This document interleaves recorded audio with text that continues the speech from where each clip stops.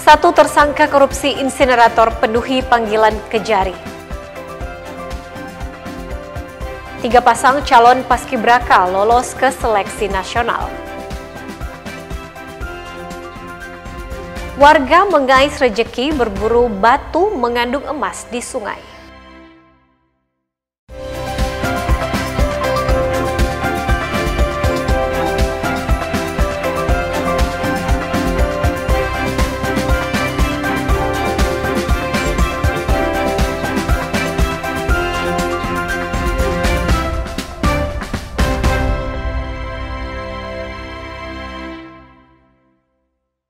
Halo, selamat pagi masyarakat Manado dan Sulawesi Utara. Kembali Sapa Manado hadir menjumpai Anda dengan serangkaian informasi pilihan yang sudah disiapkan oleh tim redaksi Kompas TV Manado.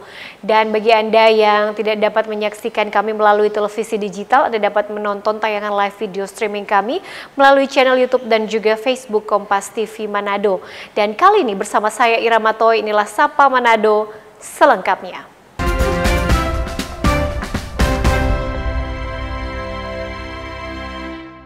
Saudara, salah satu tersangka kasus dugaan korupsi insinerator di Dinas Lingkungan Hidup Manado berinisial AA tetap kooperatif memenuhi panggilan penyidik Kejaksaan Negeri Manado walaupun dalam kondisi sakit.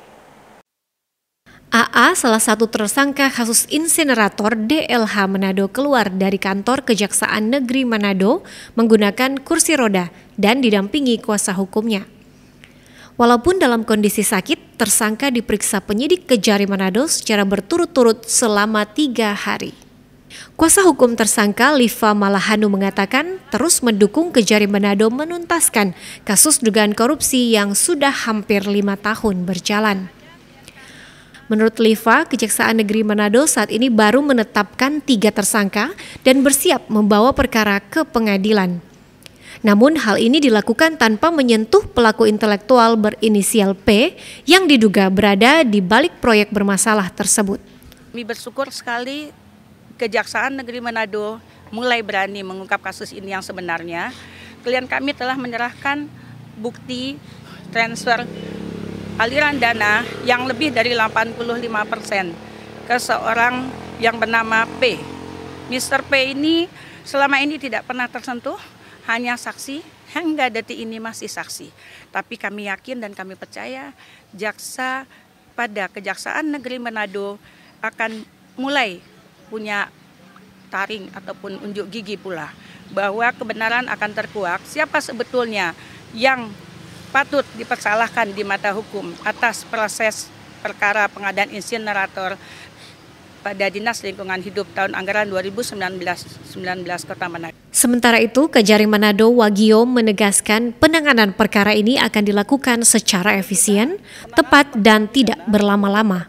Ini kita penanganan perkara pidana, tentu yang pertama setiap ada perkara pidana, setelah penyidik memberitahukan, kita lakukan koordinasi. Koordinasi agar perkara ini tidak penanganannya menjadi efektif dan efisien, cepat dan tidak berlama-lama. Nah, itu yang kita memang terus sinergitaskan dengan teman-teman dari penyidik Polri. Diketahui kasus dugaan korupsi insinerator ini terjadi pada 2019 dan mengakibatkan kerugian keuangan negara mencapai 9,6 miliar rupiah. Jimmy Dapar, Kompas TV Manado, Sulawesi Utara. Saudara, Kejari Manado memusnahkan 25 jenis barang bukti dari 60 perkara selang Januari hingga April 2025. Perkara yang paling menonjol adalah kasus senjata tajam. Pemusnahan berbagai jenis barang bukti aksi kriminalitas di Kota Manado berlangsung di halaman kantor Kejari Sario Kota Manado Kamis pagi. Kepala Kejaksaan Negeri Manado Wagio mengatakan puluhan barang bukti tersebut adalah penanganan perkara tindak pidana umum dan narkoba selang bulan Januari hingga April 2025. Kasus yang paling menonjol adalah aksi kriminalitas menggunakan senjata tajam dan narkoba. Hari ini kita melakukan pemusnahan barang bukti terhadap perkara tindak pidana yang sudah mempunyai kekuatan hukum tetap. Ya, atau sudah inkrah. Jadi hari ini kita musnahkan ada 60 perkara, ada 30 senjata tajam, kemudian ada narkotika, itu ada sabu-sabu maupun ada ganja juga, kemudian ada juga obat keras, kemudian ada juga handphone yang digunakan dalam rangka komunikasi, kemudian ada juga pelaksanaan eksekusi terhadap, ada di situ ada pakaian, itu kekerasan seksual. Jadi ini adalah rangkaian menuntaskan penanganan perkara, maka kita musnahkan. Selain Sajam, barang bukti narkoba yang dimusnahkan adalah obat keras 21.500 lebih butir, ganja 16 paket, serta 19 paket sabu 73,19 gram. Jimmy Dapar, Kompas TV Manado, Sulawesi Utara.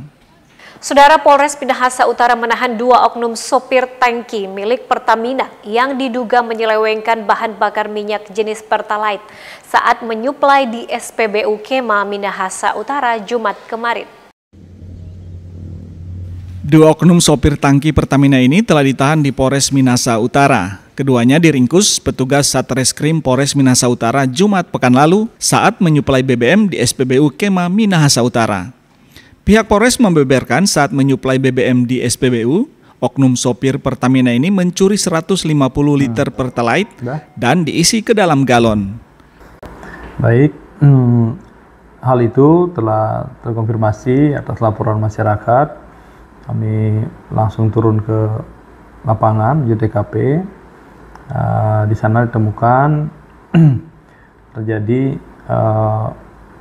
tindakan yang menuangkan BBM bersubsidi ke galon ukuran sekurang lebih 25 liter. Kemudian atas temuan itu kami langsung amankan menuju ke Polres Minahasa Utara untuk dilakukan pemeriksaan lebih lanjut. Lokasi yang kami temukan yaitu berada di Kecamatan Kema. Kecamatan Kema di jalan di dalam lingkup SPBU. Untuk tangki memang berasal dari Bitung untuk tugas mengantarkan BBM subsidi ke SPBU yang sudah ditentukan. Kedua pelaku diancam dengan pasal 53 huruf C Undang-Undang Migas tentang menimbun dan melakukan penyimpanan BBM tanpa izin usaha dengan pidana penjara paling lama 3 tahun dan denda paling tinggi 30 miliar rupiah. Ali Pascual, Kompas TV Manado, Sulawesi Utara. Saudara, Satreskrim Polres Minahasa Selatan menggelar rekonstruksi kasus pembunuhan seorang pengemudi ojek di Minahasa Selatan.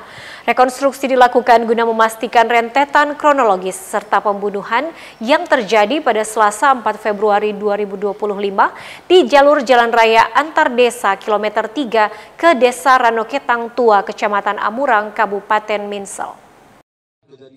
Rekonstruksi dilakukan di halaman belakang Polres Minsel. Sebanyak 15 adegan diperagakan tersangka, mulai dari korban saat mengantar penumpang atau saksi seorang perempuan. Dalam perjalanan, menurut saksi, korban melakukan tindakan yang dianggap tidak senonoh. Setibanya di tempat tujuan, saksi melaporkan tindakan korban tersebut kepada tersangka. Mendengar laporan saksi, tersangka bersama seorang rekannya mengejar korban dengan kendaraan roda 2. Saat di tengah jalan, tersangka menikam korban dan akhirnya meninggal. Rekonstruksi dihadiri keluarga korban dan pihak Kejaksaan Negeri. Kasat Reskrim Polres Minahasa Selatan, Ahmad Pratama mengatakan pihaknya akan segera mengirim berkas kasus tahap 1 kepada penyidik Kejaksaan. Adapun tujuan dari kami melaksanakan rekonstruksi ini untuk melihat bagaimana pada saat itu tersangka melakukan penikaman sehingga mengakibatkan korban meninggal dunia. Saksi memberitahukan kepada tersangka pada saat itu. Setelah mendengar hal itu, tersangka kemudian mengejar korban bersama satu orang saksi dan kemudian bertemu di TKP tersebut sehingga singkat cerita terjadi penusukan hingga mengakibatkan korban meninggal.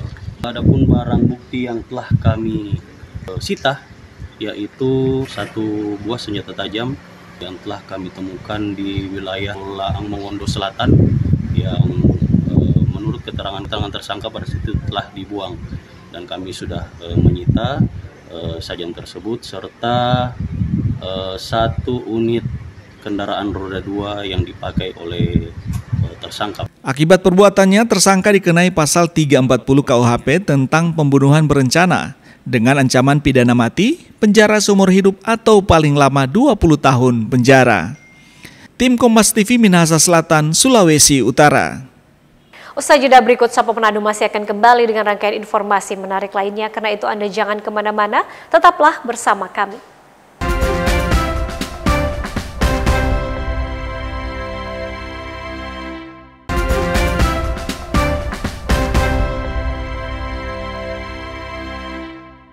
Kembali bersama kami di Sapa Manado, Saudara. Ruang kelas Sekolah Menengah Kejuruan atau SMK Negeri 4 Bitung, Sulawesi Utara mengalami rusak parah. Kondisi ini membuat siswa di sekolah tersebut terpaksa tidak nyaman dalam mengikuti pelajaran di sekolah. Kondisi ruang kelas SMK Negeri 4 Bitung yang rusak mulai dari bagian atap, plafon, serta bagian kaca jendela. Sebanyak 3 ruangan dari total 8 ruang yang mengalami kerusakan. Keadaan ini berpengaruh pada aktivitas belajar mengajar. Para siswa mengaku tidak nyaman mengikuti pelajaran di sekolah, terutama saat musim penghujan. Kaca so pincang, tapi keadaan saat ini kurang kurang bagus dengan terang. DP meja-meja lain so rusak, terus DP ruangan so begini, jadi tidak nyaman. Kerusakan ruang kelas di SMK Negeri 4 Bitung sudah berlangsung kurang lebih 5 tahun, namun belum ada perbaikan. Pihak sekolah sudah melakukan pengajuan perbaikan ke Dinas Pendidikan Provinsi Sulawesi Utara. Saya bersama mewakili kepala sekolah dengan teman-teman guru bahwa untuk kedepannya bisa ada perbaikan gedung, pengadaan pendukung kegiatan belajar mengajar seperti meja kursi, kemudian tenaga pengajar, perangkat pembelajaran, dan terutama guru itu sendiri. Karena memang ada 176 orang siswa yang ada di sini, guru itu PNS dengan P3K itu hanya 17 orang. Sementara orang yang ada di sini itu ada 4 jurusan. Selain kondisi bangunan sekolah yang rusak, meja dan kursi yang digunakan untuk belajar juga rusak dan tidak layak digunakan. Sekolah yang memiliki 170 lebih siswa ini dengan 4 jurusan juga kekurangan tenaga pengajar. Jamie Anis, Kompas TV Kota Bitung, Sulawesi Utara. Saudara, Lapas Kelas 2 Malendeng, Kota Manado baru-baru ini melakukan panen perdana ikan nila. Panen perdana ini dilakukan sebagai wujud untuk mendukung program Astacita yang dicanangkan oleh Presiden Prabowo Subianto. Lembaga Pemasyarakatan Kelas 2 Malendeng, Kota Manado, Provinsi Sulawesi Utara melakukan panen raya ikan air tawar yang dibudidayakan warga binaan di dalam kolam. Budidaya ikan air tawar di dalam kolam tersebut dilakukan warga binaan yang terletak di belakang area kantor Lapas Malendeng. Kegiatan ini menjadi bagian dari pelatihan keterampilan bagi warga binaan, khususnya dalam bidang pertanian dan peternakan, agar dapat memberikan bekal bermanfaat selama menjalani masa pidana. Melaksanakan panen ikan nila bersama dengan Karutan dan seluruh jajaran kantor wilayah, ada Pak Kabaltum, ada Kabit Yanbin, dan Kabit PK.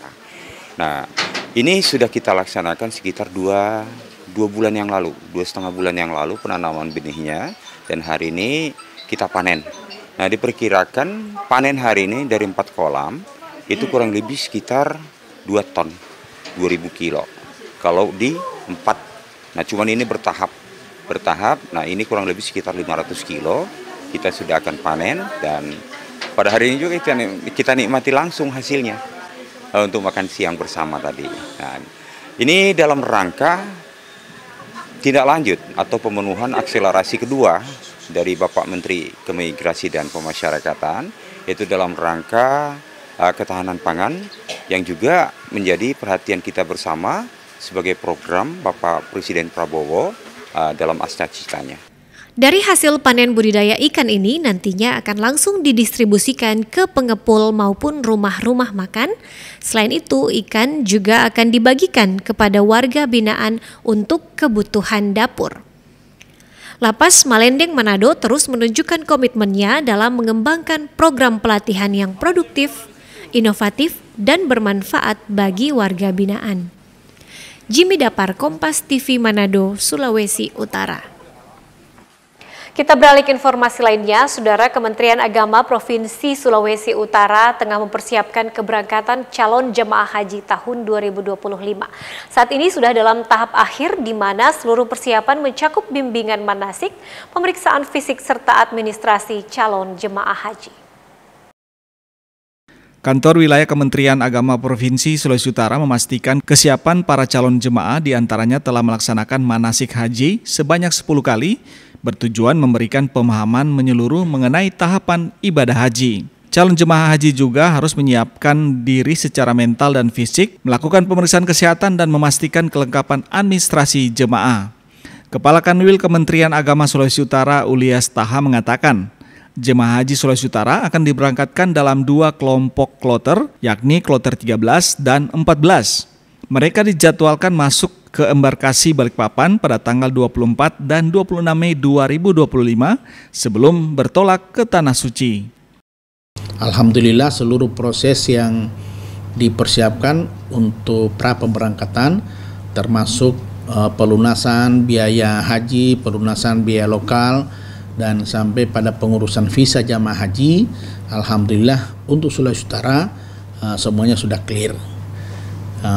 Termasuk pemberian manasik haji bagi jamaah haji oleh Kementerian Agama sebanyak 10 kali juga selesai semuanya, sehingga hari ini kita sudah pada tahap persiapan untuk jamaah haji mempersiapkan keberangkatan pada tanggal 23 mereka harus masuk asrama haji di Manado. Kemudian tanggal 25 pagi kita akan berangkatkan mereka ke tanggal 24 pagi mereka akan kita berangkatkan ke Balikpapan sebagai embarkasi, karena besoknya tanggal 25 mereka akan berangkat ke Arab Saudi.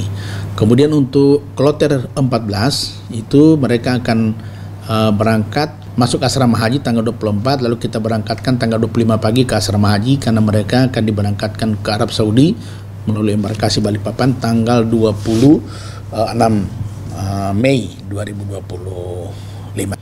Calon jemaah haji diimbau terus menjaga kesehatan dan mempersiapkan dokumen perjalanan dengan baik agar ibadah haji tahun ini dapat berjalan lancar dan penuh keberkahan. Aldi Pascual, Kompas TV Manado, Sulawesi Utara. Informasi tentang 3 pasang calon paskibraka lolos ke seleksi nasional akan hadir usai jeda berikut. Tetaplah bersama kami di Sapa Manado.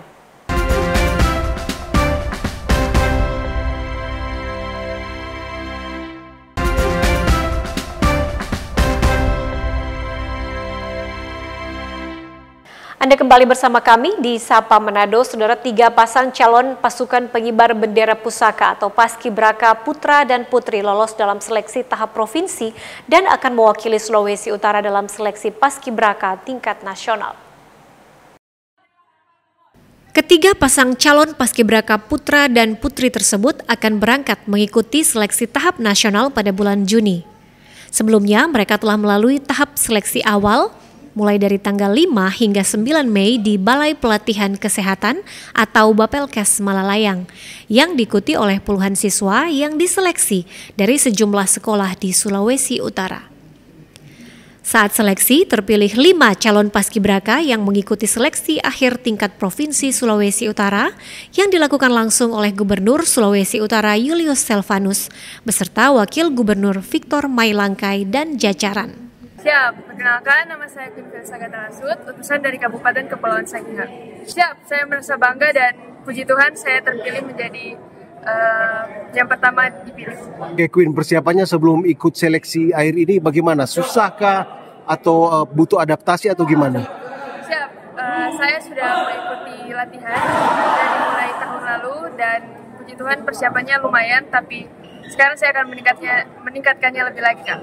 Siap, harapan saya, kalau Tuhan berkenan, saya akan mewakili Sulawesi Utara di ibu kota Nusantara, Kak. Gubernur Selvanus yang memiliki latar belakang militer akhirnya memilih 3 pasang calon paskibraka yang akan mewakili Sulawesi Utara di seleksi akhir tingkat nasional di Jakarta pada bulan Juni nanti. Kita sudah melaksanakan seleksi panjang ya, karena banyak peserta dari kabupaten kota, kemudian kegiatan-kegiatan seleksi ini secara berjenjang dari kabupaten, kota maupun provinsi, dan hari ini adalah penentuan akhir dari semua seleksi. Maka gubernur dan wakil gubernur sangat apresiasi dari kegiatan-kegiatan ini sehingga kami hadir, ya, dan kami sudah putuskan tadi bahwa yang memenuhi syarat dari yang akan berangkat ke Jakarta, ya, di Jakarta ada 5 pasang dan dari Jakarta hanya 3 pasang yang akan dipilih, maka yang harus diberangkatkan, ya, kemudian nanti Jakarta akan hanya 1 pasang yang akan dipilih. Pemerintah provinsi nantinya juga akan memberikan dukungan penuh terhadap seluruh proses seleksi akhir tingkat nasional tersebut. Edward Siwi, Kompas TV Manado, Sulawesi Utara. Saudara, berbagai cara dilakukan agar bisa memenuhi kebutuhan hidup sehari-hari. Seperti yang dilakukan warga Desa Paret, Kecamatan Kota Bunan, Kabupaten Bolang Mongondo Timur, Sulawesi Utara. Warga mengais rezeki di sepanjang sungai di desa mereka setempat, berburu bongkahan batu yang mengandung logam emas. Dengan menggunakan alat seadanya berupa ember dan batok kelapa, puluhan warga di Desa Paret, Kecamatan Kota Bunan, Kabupaten Bolang Mongondo Timur, Sulawesi Utara nampak sibuk untuk berburu batu yang diyakini mengandung serpihan emas di sepanjang aliran Kali Emas sebutan warga setempat. Setiap pagi hingga sore hari, sungai ini menjadi tempat mengais rezeki oleh warga baik laki-laki maupun perempuan dan anak-anak untuk mencari batu. Meski tak pasti akan mendapatkan batu mengandung emas, namun semangat dan kerja keras warga terpancar dari wajah mereka yang terus berusaha bekerja di bawah terik sinar matahari mencari jejak logam mulia. Rijali, salah satu di antara warga desa yang sudah bertahun-tahun berburu batu emas di sungai ini bersama keluarganya, mengaku hasil yang didapatkan bervariasi. Sehari bisa mendapatkan 3 gram sampai 4 gram emas, bahkan pernah beruntung mendapatkan 40 gram emas sampai 50 gram emas dalam sehari, dan hasilnya sebagian untuk biaya sekolah anak serta kebutuhan sehari-hari. Sejak kapan Pak mulai mencari emas di sini, Pak? Udah lama, Pak. Bapak dengan warga lain cari emas di sini, cari Pak? emas. Ya. Sejauh ini sudah pernah dapat enggak, Pak? Sudah pernah dapat. Ya. Berapa banyak, Pak, dapat? Yang pertama saya dapat di atas itu, Pak, 30 lebih, Pak. 30 gram lebih? Iya. Baru? Baru saya dapat juga 50 gram lebih. Hanya di aliran sungai ini? Iya, aliran sungai. Dengan siapa kerja di sini, Pak? Ini sama istri saya. Sama istri? Iya, oke. Terus itu cuma cari batu biasa? Sama batu rep juga. Batu rep? Terus pakai dengan alat ini, sistem karpet? Iya, sistem karpet juga. Cara pengolahan, Pak, bagaimana, Pak? Cara pengolahan ditunggu dulu, Pak. Baru yang sudah jadi abu itu diisi di tromol. Meskipun tidak dilarang, namun pemerintah desa kerap datang untuk mengawasi dan mengimbau warga agar berhati-hati dan mengutamakan keselamatan. Atas sana ada pertambangan atau gimana, Pak? Kemudian materialnya hanyut ke sungai ini, Pak? Di atas juga, Pak, ada pertambangan, Pak. Masih ada pertambangan sampai di arah gua daerah Tapak sana masih ada pertambangan, Pak. Jadi kemungkinan material yang didapat itu hanyut dari arah sana, Pak, ya? Ya, kemungkinan besar, Pak.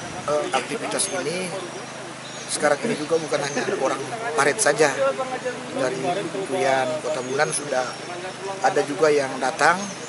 Karena itu kami dari pemerintah desa hampir setiap hari saya, Pak, selaku Sangadi datang mengunjungi tempat ini untuk memberikan himbauan kepada para pencari batu emas ini untuk agar berhati-hati. Jadi saya katakan ketika kita lihat di gunung sana sudah mulai hujan lebat, agar supaya segera menyingkir dari kuala ini, jangan sampai, Pak, nanti banjir datang bisa membahayakan keselamatan. Aktivitas berburu batu mengandung material emas di sungai ini sudah lama dilakukan warga. Apalagi saat hujan tiba, arus deras sungai justru jadi berkah tersendiri. Warga memanfaatkannya untuk mencari batu terseret arus dari hulu sungai yang diyakini mengandung emas. Rahman Rahim, Kompas TV Boloang, Mongondo Timur, Sulawesi Utara. Saudara, seorang warga di Manado nekat keluar dari pekerjaan tetapnya dan membuka usaha sendiri berjualan burger. Usaha yang baru dirintis sepekan ini diminati banyak pembeli. Dalam semalam, usaha ini mampu meraup untung hingga jutaan rupiah. Junaidi Latola adalah seorang mantan pekerja di salah satu toko bakery terkenal di Manado. Kurang lebih 15 tahun bekerja dengan penghasilan tetap, Junaidi nekat keluar dari pekerjaannya dan membuka usaha sendiri dan diberi nama CB Burger. Usaha CB Burger baru dibuka 6 hari dengan berbekal sebuah gerobak. Menurut pembeli, selain harga terjangkau, rasa dari burger racikan Junaidi memiliki cita rasa tersendiri dan sangat enak. Selain anak-anak dan anak muda, CB Burger juga banyak diminati orang dewasa. Dan konsepnya burger itu di Manado sangat jarang. Nah, di sini pas orang lihat ini burger ini viral, akhirnya orang memutuskan dengan teman-teman orang datang kemari, orang lihat dan orang rasa. Dan ternyata rasa tersebut itu dengan harga yang cukup menjangkau, ternyata rasa yang orang dapat sesuai ekspektasi dengan harga yang orang dapatkan yang di sini. Jadi tidak sia-sia pas orang rasa CB Burger ini, dari rotinya atau bannya, isiannya atau patty itu cukup memuaskan. Saya pikir rasanya rupa burger di McD pada umumnya ya, dan harganya murah, padahal enak. Kayaknya banyak juga yang datang kemari mengakui bahwa ini enak yang di sini. Betul, dari harga terjangkau tapi rasanya luar biasa. Ya. Tadi beli apa tadi? Tadi cuma burger dengan kentang goreng. Ya. Rasanya luar biasa, enak. Ya, cocoklah untuk lidah orang sini. Racikan burger dengan varian chicken burger dan beef burger telah menjadi menu andalan di lapak CB Burger. Junaidi yang dibantu 5 orang karyawannya ini juga menyediakan menu lainnya seperti hotdog, roti Bandung, sate ayam Marangi, dan beragam jus. Karena kalau cuma jadi karyawan terus, ya begini-begini terus. Ya saya mencoba, karena daripada kita cuma lihat-lihat orang, oh dia di sana jual ini kok dia bisa berubah nasib kan begitu. Jadi saya coba. Sudah 15 tahun juga saya di satu perusahaan itu cuma begini-begini terus. Ya ada perubahan, makanya saya ingin coba usaha kuliner. Ini sudah 6 hari buka dan ternyata ini antusias warga itu sangat tinggi, terutama untuk burgernya itu. Iya, saya juga nggak menyangka seperti ini. Cuma saya percaya diri karena saus saya itu beda dengan yang di luar dan situ. Dibuka sore hingga malam, usaha CB Burger mampu meraup omset hingga 3 jutaan rupiah.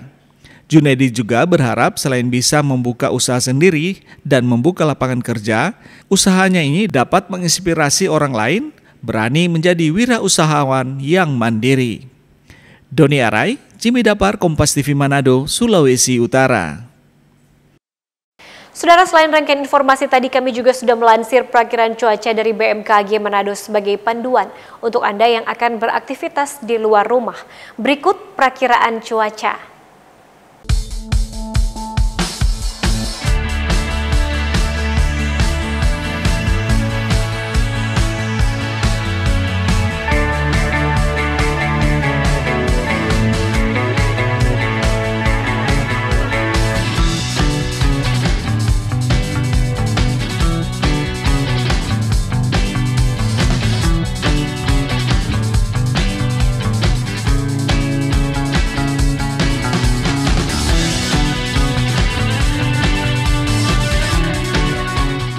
Dan seperti biasanya, saudara, di penghujung program kami sudah mempersiapkan segmen perbincangan untuk Anda, tentunya dengan topik dan narasumber yang menarik.